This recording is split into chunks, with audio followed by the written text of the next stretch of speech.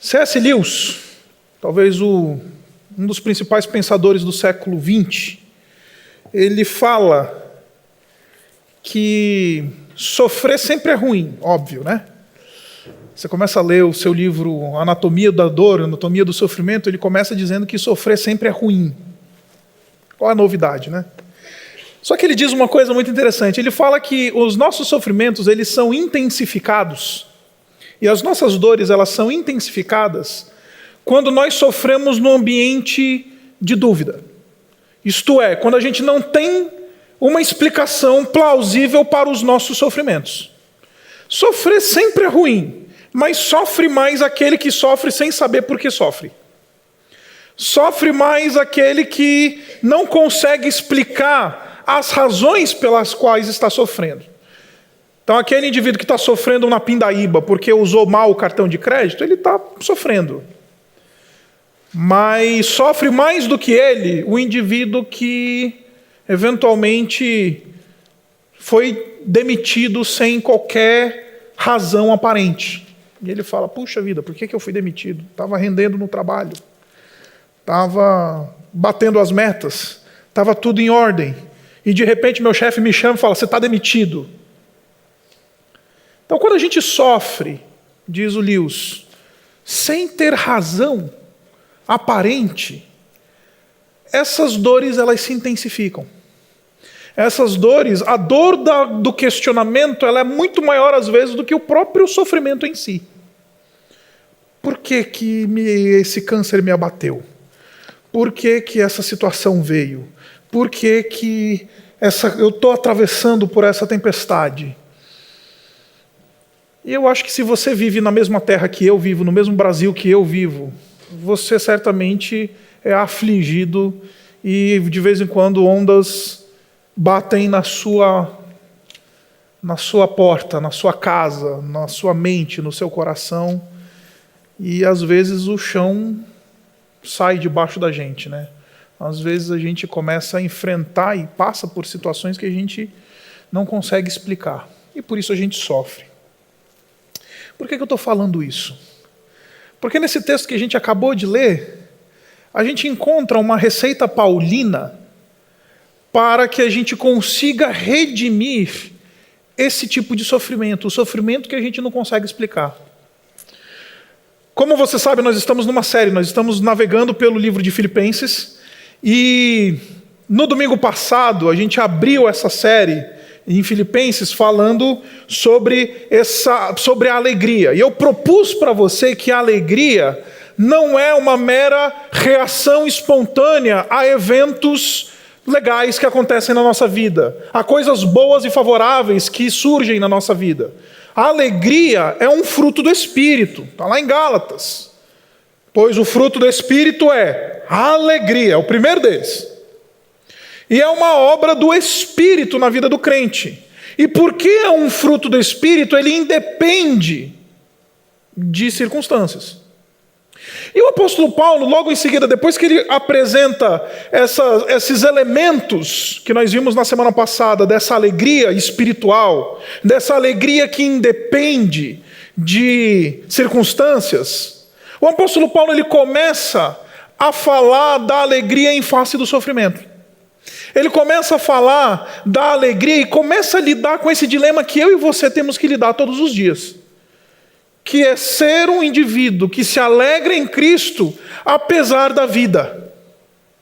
Apesar de estarmos sujeitos a situações inexplicáveis, muitas vezes, que acontecem na nossa vida. O apóstolo Paulo, enquanto escreve essa carta, ele está vivendo uma situação que ele aparentemente não tem uma explicação. O apóstolo Paulo ele está preso em Roma. E quando você olha, por exemplo, o livro de Romanos, você descobre que o apóstolo Paulo ele não queria ir para Roma para ficar preso. Ele queria ir para Roma para abençoar os irmãos e a igreja de Roma. Ele queria usar Roma, ou a cidade, ou a igreja de Roma, como uma plataforma que ia levar ele até a Espanha, porque ele, na verdade, queria chegar na Espanha para pregar o evangelho do Senhor Jesus Cristo. Só que o apóstolo Paulo chegou em Roma e foi preso. O caminho dele para Roma foi difícil, porque no meio do caminho ele passou por um naufrágio.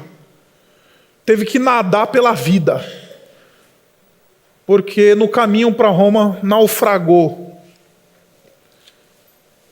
Enfim, o apóstolo Paulo estava passando por uma situação em que ele eventualmente poderia se perguntar: por que eu estou preso? Eu fui preso por uma razão ilegítima, estou pregando o evangelho, não cometi crime, não estou fazendo mal a ninguém, e eu estou preso. Não matei, não roubei, não fiz absolutamente nada e me colocaram na prisão por causa do Senhor Jesus Cristo.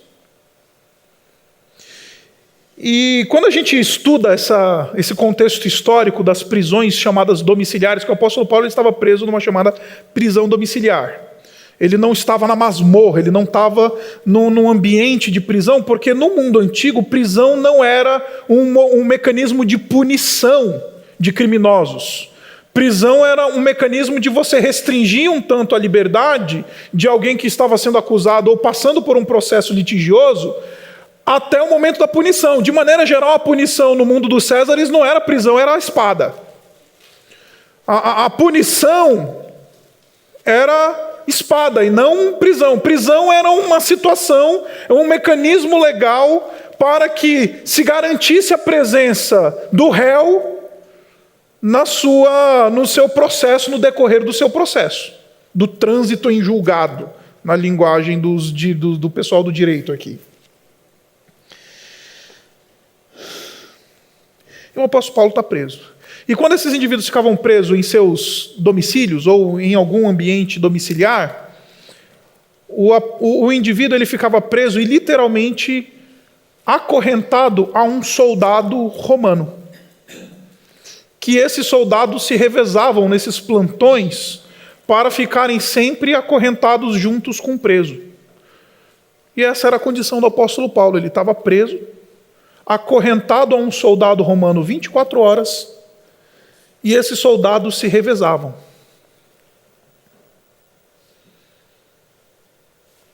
Imagina a situação. Alguém que não cometeu aparente crime. O crime dele era de pregar Cristo.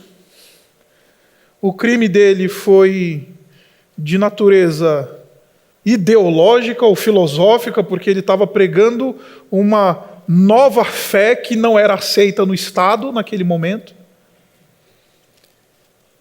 Mas ele não tinha matado ninguém, não tinha roubado ninguém, não oferecia risco a ninguém e teve a sua liberdade restrita e foi acorrentado a um soldado romano para ficar nessa situação.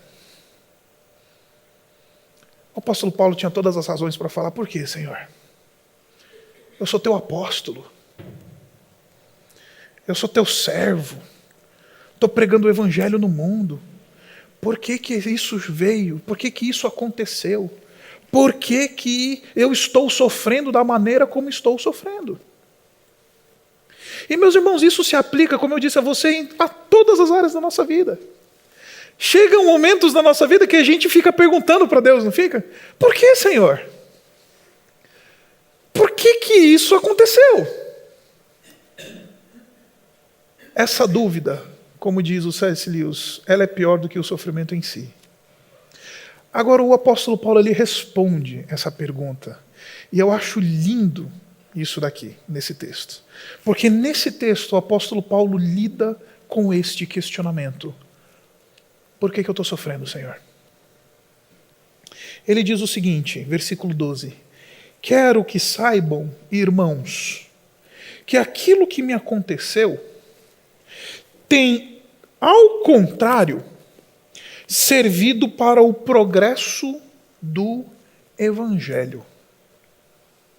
Aquilo que me aconteceu tem, ao contrário, servido para o progresso do Evangelho. Olha só o interessante, o paradoxo que ele está montando aqui. Ele tinha sido preso exatamente para que evitassem que ele pregasse. Ele tinha sido preso exatamente para que o Evangelho não fosse proclamado. Ele tinha sido preso exatamente para que não houvesse um progresso do Evangelho. E ele está dizendo, irmãos, o tiro saiu pela culatra. Porque o que me aconteceu, em vez de restringir a pregação do Evangelho, em vez de restringir o meu chamado, em vez de restringir a propagação do Senhor Jesus Cristo no mundo, saiu errado. Porque, pelo contrário, está servindo para o progresso do Evangelho. Está servindo para que o nome de Deus seja conhecido, está servindo para que o reino seja expandido, está servindo a Deus. Ponto número 1. Os nossos sofrimentos, eles são sempre redimidos.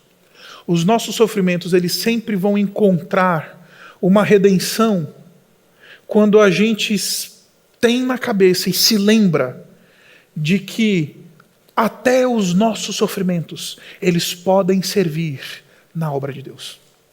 Eles podem servir para que o nome de Deus seja honrado. Eles podem servir para que Cristo seja exaltado na nossa vida e na vida de outros. Esse texto, ele ecoa a fala de Jó. Jó foi um indivíduo que passou por poucas e boas, você conhece a história. Um homem rico, e Deus mesmo fala de Jó como homem íntegro e reto, que teme ao Senhor e que se desvia do mal. Essa é a definição que o próprio Deus fala de Jó. Homem íntegro e reto, que teme ao Senhor e que se desvia do mal. E o que acontece na vida de Jó? Perde tudo, morre seus filhos, a casa literalmente cai. E aí vem a louca, Megera, mulher de Jó, fala: você ainda guarda a tua integridade, Jó? Sofrendo desse jeito, raspando essas tuas úlceras com um caco de vidro. Você ainda guarda o teu coração? Você ainda guarda a tua integridade? Você ainda tem algum tipo de esperança e alegria nesse teu Deus? O que Jó responde? O Senhor deu, o Senhor tirou. Bendito seja o nome do Senhor. Em outras palavras, o que Jó está dizendo é: o Senhor está fazendo o seu nome honrado por meio do meu sofrimento. O Senhor está fazendo o seu nome glorificado. Bendito o nome, que sejam ditas coisas boas acerca de Deus. É isso que ele está dizendo quando ele diz: bendito é o nome do Senhor. E você deve estar pensando: puxa vida, a teoria é linda, né? Mas deixa chegar o diagnóstico de câncer para você ver. Deixa chegar a notícia de que o teu filho está nas drogas. Deixa chegar a notícia de que a tua mulher vai te deixar, o teu marido te traiu. Deixa chegar, porque essa teoria, pastor, é linda, eu sei disso. Eu não estou aqui pregando para você uma ideiazinha utópica. Agora, eu quero propor para você essa manhã que um dos principais termômetros espirituais que nós temos para medir o nosso vigor espiritual, a nossa maturidade espiritual, a nossa vitalidade espiritual, é exatamente a gente ver quais são os elementos que nos roubam a alegria. O que eu estou querendo dizer para você é que a gente é forte espiritualmente até o momento em que a gente se permite que circunstâncias roubem a nossa alegria. A gente descobre o quão forte nós somos quando a gente descobre o que tem poder de roubar a nossa alegria. O que tem poder de nos tirar a satisfação de viver.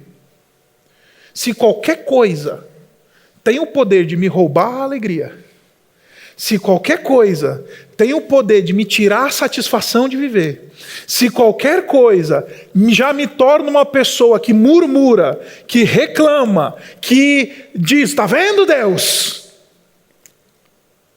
Isso quer dizer que a nossa vitalidade espiritual ela está bem meia boca.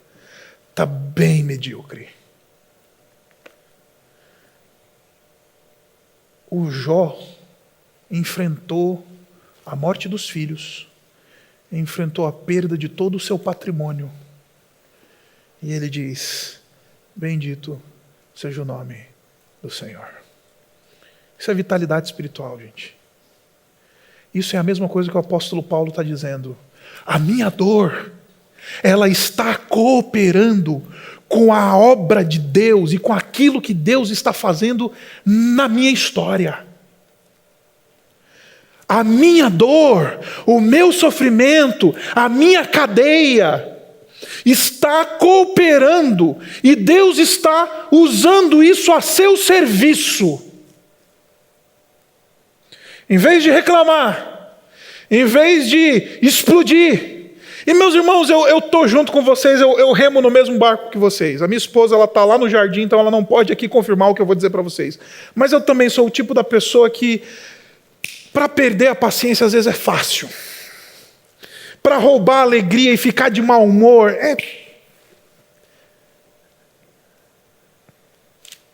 Eu tenho uns amigos que perdem a alegria por causa do Cartola. Não pontuei bem no Cartola. E fica bravo. Não é aquela raivinha assim de, eu vou perder no jogo. Não, é um negócio que mexe com o cara. Ele passa a semana inteira pensando, quem é que eu vou escalar no próximo rodada? Porque isso tem o poder de roubar a alegria de um jeito. Pais e mães. Sabe quando seu filho começa a chorar sem aparente razão? Isso tem o poder de roubar a nossa alegria. Maridos e esposas, sabe quando o nosso marido dá aquela resposta um pouquinho atravessada? E isso já acaba com o nosso dia. O crente que tem vitalidade espiritual, o crente que tem robustez espiritual, ele não se permite abater por essas coisas, porque ele entende que essas coisas estão a serviço de Deus. Povo de Filipos, não achem que eu sou um coitadinho. Não achem que eu sou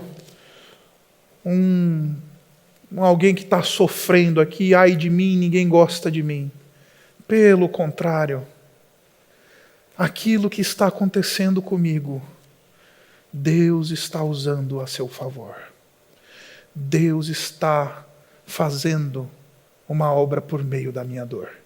E que obra é essa, apóstolo Paulo? Versículo 13. Como resultado, tornou-se evidente a toda a guarda do palácio e a todos os demais que estou na prisão por causa de Cristo. Lembra que eu falei para você? O apóstolo Paulo estava acorrentado a um soldado 24 horas por dia. E esses soldados se revezavam. Meu irmão, o que você acha que o apóstolo Paulo estava fazendo nesse período? Evangelizando esses caras. Estava permitindo que Deus fizesse do seu sofrimento oportunidades para que o nome de Cristo fosse exaltado. E você deve estar pensando, beleza, pastor, eu entendi a teoria agora. Como é que eu chego lá? Qual que é a prática? Como é que eu consigo chegar no ponto de falar, Senhor, usa este meu sofrimento para que o teu nome seja glorificado? Não permita que isto que se abateu sobre mim roube a minha alegria e me mostre que eu, na verdade, eu estou muito fraco espiritualmente a ponto de qualquer coisa me tirar a minha alegria. Como eu chego lá? A resposta é simples. O versículo 14 diz assim: e os irmãos, está falando agora dos crentes, e os irmãos, em sua maioria, motivados no Senhor pela minha prisão, estão anunciando a palavra com maior determinação e destemor. O apóstolo Paulo está dizendo que esse negócio é contagiante. Do mesmo jeito, meus irmãos, que murmuração, resmungar, gente de mau humor contagia, e você sabe que contagia, basta tua mulher ficar de mau humor, todo mundo na tua casa vai ficar de mau humor. Teu filho vai começar a ficar com rebeldes adolescentes, né? Todo mundo no final do dia está com a cabeça deste tamanho, né? Porque mau humor é contagiante, né? É um negócio que vai passando, né? A gente vai deixando aquele lixo mal-humorado entrar no nosso coração e na nossa vida, e a gente vai ficando, né? Eu lembro que numa época eu dava aula de inglês antes de me mudar para os Estados Unidos, e aí quando eu estava dando aula de inglês era muito interessante, porque eu não sei se você sabe, de cada 10 professores de inglês, 9 são mulheres, né? Então eu convivia muito no ambiente feminino. E aí era muito engraçado, bastava uma ficar de TPM. Cara, era insuportável entrar naquela escola de inglês. Porque o mau humor, sabe, alastrava. Aí você não podia pedir um apagador emprestado da colega do trabalho, porque você sabia que você ia ter um problema. Agora, do mesmo jeito que mau humor é contagiante, o que o apóstolo Paulo está dizendo é que essa redenção do sofrimento, essa disposição, essa vitalidade para entender e falar, Senhor, usa isso daqui, isso contagia outros, isso abençoa outros, a ponto do povo ficar motivado por causa da prisão de Paulo. O fato do apóstolo Paulo encarar positivamente e entender que o seu sofrimento estava a serviço de Deus, isso motivou outros. E, gente, como é gostoso você encontrar alguém que entendeu isso. Eu já estive em algumas situações de funerais em que, em vez de estarem sendo consolados, os familiares estão consolando. Felizes não estão, obviamente, mas, sabe, consolando. Isso motiva, isso enche a esperança, isso enche a fé, isso enche o coração. O povo de Filipos estava motivado. Eu fiquei pensando, enquanto estava me preparando para pregar isso para vocês, como é que a igreja reagiria se eventualmente eu ficasse doente. Doente de cama, assim, doente de correr risco de vida. Como é que a Igreja Batista Urbana reagiria a isso? Depois que eu li isso daqui, eu falei, eu gostaria muito que essa igreja, ela em vez de se abater, ela se motivasse. Porque se os filipenses, eles se motivaram por causa da prisão do apóstolo Paulo, dá para motivar por causa da doença do pastor, da situação calamitosa do meu irmão, dá para eu me motivar, dá para eu buscar o Senhor e ser motivado e edificado na minha fé por causa dessas coisas. Então, meus irmãos, eu não vim propor uma receita mágica para você, nem uma receita utópica, mas eu vim dizer para você que quando o apóstolo Paulo, ele tenta responder e responde essa pergunta, como é que eu lido com esses meus sofrimentos que eu não sei explicar? A gente precisa entender isso. Primeiro, a gente precisa lidar com eles na medida que a gente entende que isso está a serviço de Deus. Deus quer usar o teu sofrimento. Deus quer usar a situação calamitosa na tua vida. Teve um irmão que chegou para mim e falou assim, pastor, eu fui demitido mês passado. Esse mês, comecei a trabalhar com uma outra coisa. E eu vou receber exatamente a mesma coisa que eu recebia trabalhando onde eu trabalhava. Eu falei, legal, e o indivíduo, como é que está? Amadureceu muito. Porque pôde experimentar a provisão de Deus de uma maneira como ele nunca esperava, no meio da dor e da angústia, falar, e agora, como é que vai ser? Eu fui demitido. Esse daí é outro. Esse daí mudou, cresceu. Aí eu falei, cara, Deus é bom. Deus é bom. Porque Ele usa as nossas dores. Segundo, as nossas dores, elas podem motivar os nossos irmãos em vez de abater os nossos irmãos. A maneira como a gente enfrenta essas coisas da vida, isso tem o poder de contaminar para o bem ou contaminar para o mal. Ou a gente vai ficar espalhando mau humor, ou a gente vai motivar os nossos irmãos.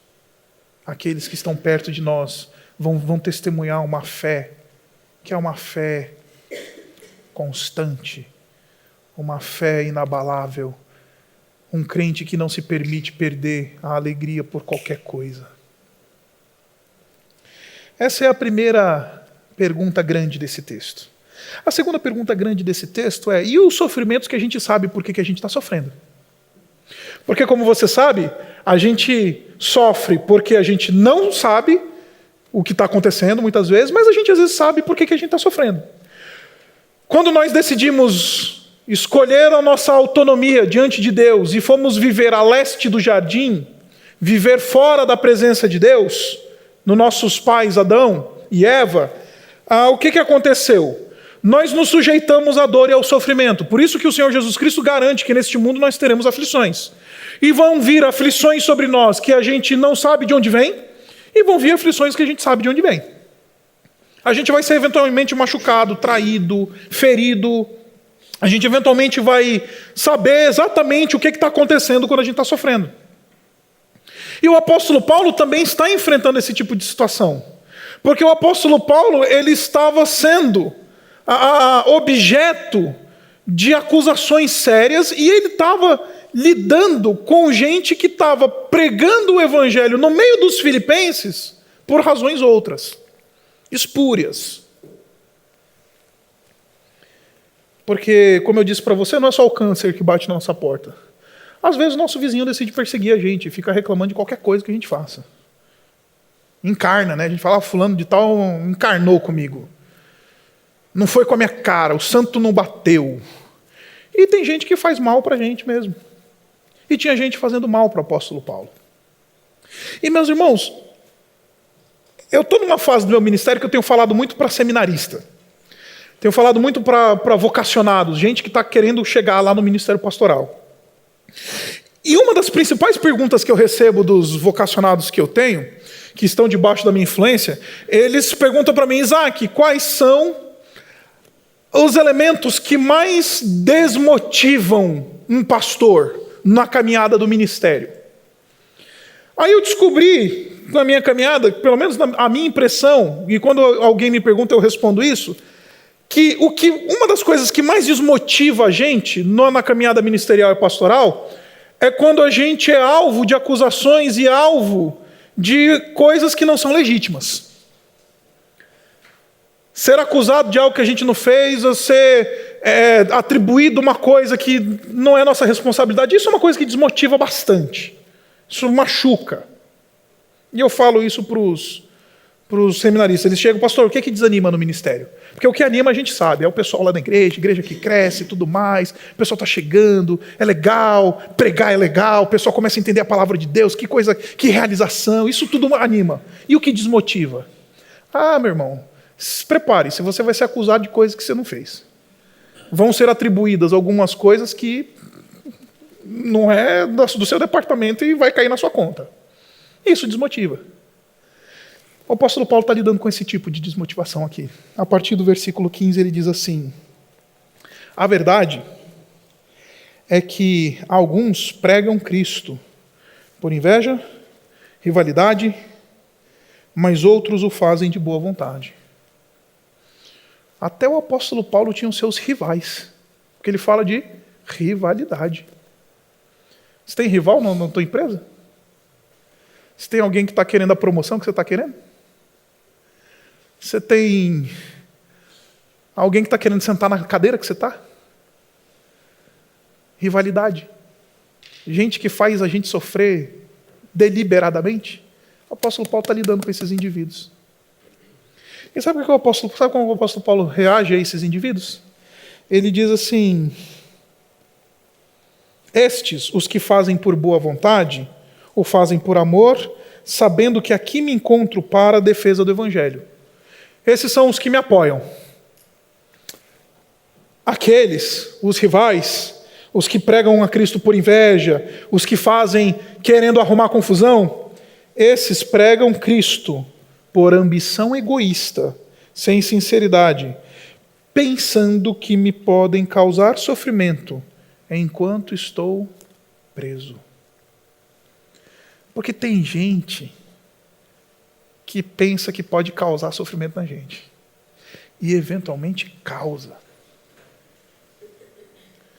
Ah, se eu roubar o cliente daquele cara lá, a conta do fulano lá na empresa, ele vai ficar mordido.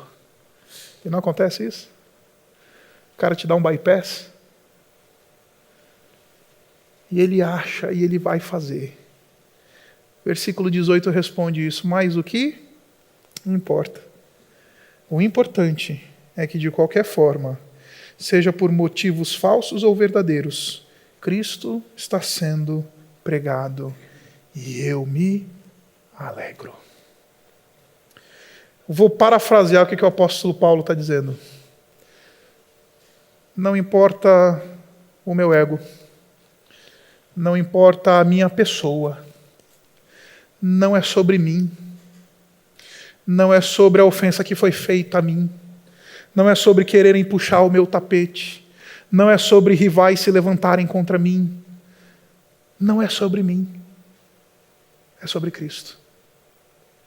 Quando a gente descobre, meus irmãos, que nesta vida não é sobre a gente, quando a gente descobre, meus irmãos, que o nosso emprego, a nossa posição não é sobre a plaquinha que está na porta da tua sala ou em cima da tua mesa, com o teu nome, quando a gente descobre que não é sobre, a gente não é o centro do universo, a gente aprende a lidar com essas situações de maneira muito mais fácil. A gente diz, o que importa? Porque gente que se leva muito a sério, esse não sabe enfrentar a oposição.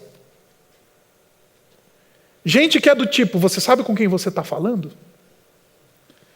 Ah, esse não dorme porque alguém fez lá na avaliação 360 do trabalho uma crítica. Gente que se leva muito a sério, que acha que é o centro do universo e que todas as coisas devem girar acerca de si mesmo. Ah, esses daí, meus irmãos, eles vivem angustiados. Agora, os indivíduos que entendem que ele só está onde ele está porque foi Deus que o colocou ali, porque ele quer usar, que ele desfruta dos recursos que ele desfruta porque é a mão de Deus que concedeu, que ele tem os relacionamentos e o networking que ele tem, porque isso é uma dádiva das mãos do Senhor, que ele tem o casamento que ele tem os filhos que ele tem, que tudo que ele tem, na verdade, vem da mão do Senhor. Quando aparece a oposição, ele não toma como pessoal. Ele não toma como algo que é contra ele. O apóstolo Paulo está dizendo, o que me importa? Se tem rival pregando por inveja, pregando querendo arrumar confusão, dizendo que o apóstolo Paulo está preso lá e dane-se o apóstolo Paulo. O que importa? Não é sobre mim. O importante é que Cristo está sendo conhecido. O importante é que é sobre a pessoa que realmente importa. O importante é que estão falando de quem tem que falar e não sobre mim. O apóstolo Paulo, ele tem a filosofia Roberto Carlos às avessas. Roberto Carlos que dizia, falem bem ou falem mal, mas falem de mim. O apóstolo Paulo está dizendo, não é sobre mim. Eu não sou o centro do universo. Eu não sou a melhor cabeça da minha empresa. Eu não sou o melhor marido que existe, ou a melhor esposa que existe, o melhor filho que existe. Não é sobre mim. É sobre Cristo. O que importa é que Ele é que está sendo conhecido pelas pessoas. Isso é uma lição de humildade, meus irmãos. O orgulhoso, o arrogante, o que tem a barriga, o rei na barriga, como a gente fala, ele não sabe enfrentar a oposição que a vida lhe oferece. Ele não consegue lidar com as adversidades. O apóstolo Paulo está dizendo, tem alguém querendo puxar teu tapete? Tem alguém querendo dar na tua cara? Tem alguém querendo fazer alguma coisa contra você? Você está conquistando inimigos por causa da tua piedade no trabalho? Você está ganhando oposição porque você é uma pessoa que leva a sério o teu relacionamento com Deus? Sei lá, você é o virgão que não vai sair com as prostitutas quando viaja com trabalho? Ou você é o cara que não chapa o coco no happy hour da empresa?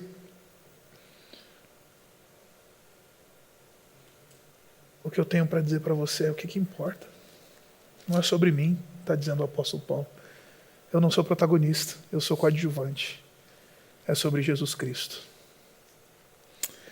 Meus irmãos, quando a gente entende que é sobre Jesus, quando a gente entende que os sofrimentos que batem, as ondas que batem na nossa vida, que elas são absolutamente contrárias e a gente às vezes não consegue esquecer, e a gente entende que isso está até a serviço de Deus, isso daí começa a ser redimido na nossa vida.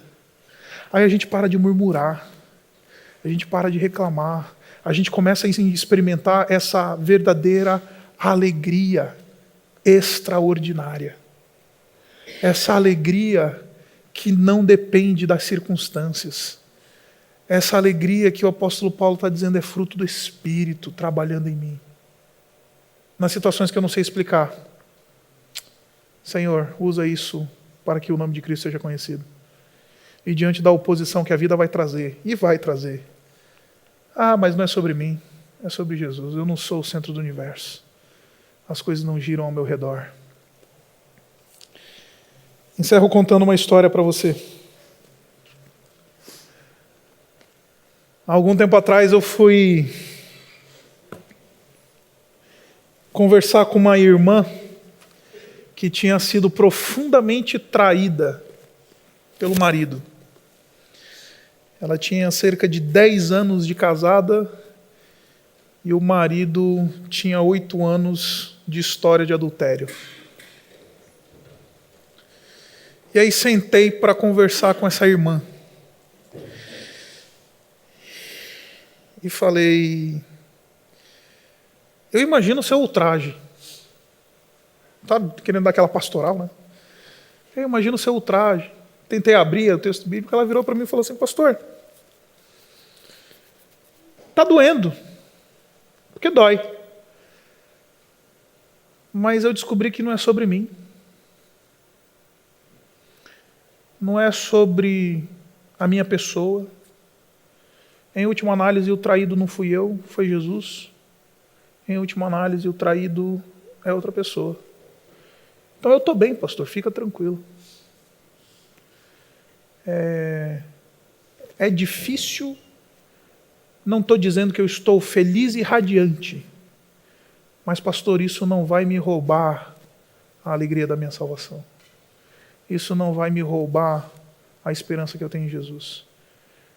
Porque ela disse, não é sobre, e falou o nome dela, não é sobre mim. Essa irmã, eu acho que ela entendeu o que o apóstolo Paulo está dizendo quando ele diz, e o que importa?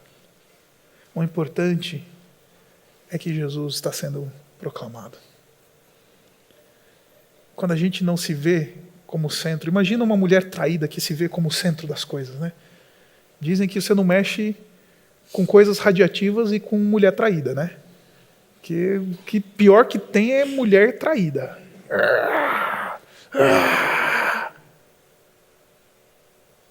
Sabe, o senso de eu nunca poderia ter passado por isso. Isso eu já ouvi bastante. Jamais eu aceitarei isso. É gente que se leva muito a sério. É gente que não entendeu que é sobre Cristo, que existe alguém muito maior, que as coisas estão para além daquilo que a gente está vivendo. Dói? Claro que dói. Machuca? Claro que machuca. Mas Deus está dizendo, eu quero usar. E segundo, não é sobre você.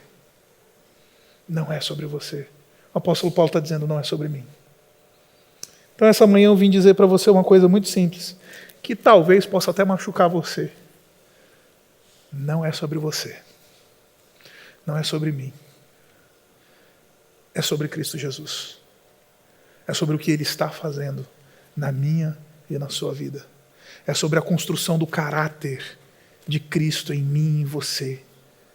É sobre se tornar um cristão com uma vitalidade a ponto de não perder a alegria por causa de qualquer coisa.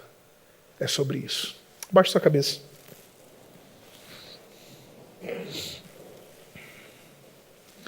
Quero convidar você a fazer uma oração simples.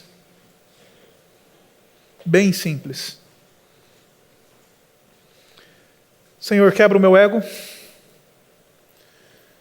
Senhor, me lembra que eu não sou o centro desse universo. Me ajuda a lidar com aqueles que se opõem a mim. E, Senhor, se a onda bater mais forte, me lembra que o Senhor está governando soberanamente. E que o Senhor está agindo, apesar das dores. Que o Senhor está trabalhando. E que o meu sofrimento é propulsão para o Evangelho. Que o meu sofrimento ele é redimido na medida em que o Senhor usa para que Cristo seja conhecido por outros que estão perto de mim. Que a minha angústia, ela motiva a fé de outros irmãos. Que aquilo que eu estou passando, em última análise, é que para que o Teu nome seja honrado por meio de uma obra que o Senhor está fazendo. Obrigado, Pai, por essa manhã. E, Pai, ajuda-nos a fazer essa pergunta que o apóstolo Paulo faz. E o que importa? A gente tem esse senso de querer ser Deus e achar que alguém que vem contra a gente está indo contra Deus. Pai, nos humilha essa manhã. Nos lembra que a gente não é o centro das coisas. Tira os reis que estão na nossa barriga, no nosso coração, na nossa mente. Porque é sobre o Teu Filho, Jesus. É sobre o que Ele está fazendo na nossa vida. É sobre uma obra de formação, sobre um caráter e uma espiritualidade robusta. E não sobre circunstâncias. E, Pai, diante daqueles cenários que a gente não consegue explicar, nos lembra que o Senhor está agindo e que o Senhor é soberano. Nos lembra que até as nossas dores estão nas Tuas mãos para que Cristo seja exaltado, para que Cristo seja honrado, para que a Tua igreja seja motivada, para que o Teu povo seja edificado. E, Pai, não permita que a gente perca a alegria por qualquer razão. Nos dá uma espiritualidade cheia de vitalidade, cheia de robustez, firme, inabalável, para que a gente possa experimentar essa obra do Espírito na nossa vida, nos dando uma alegria que não depende das circunstâncias. Nós oramos assim no nome do Senhor Jesus. Amém.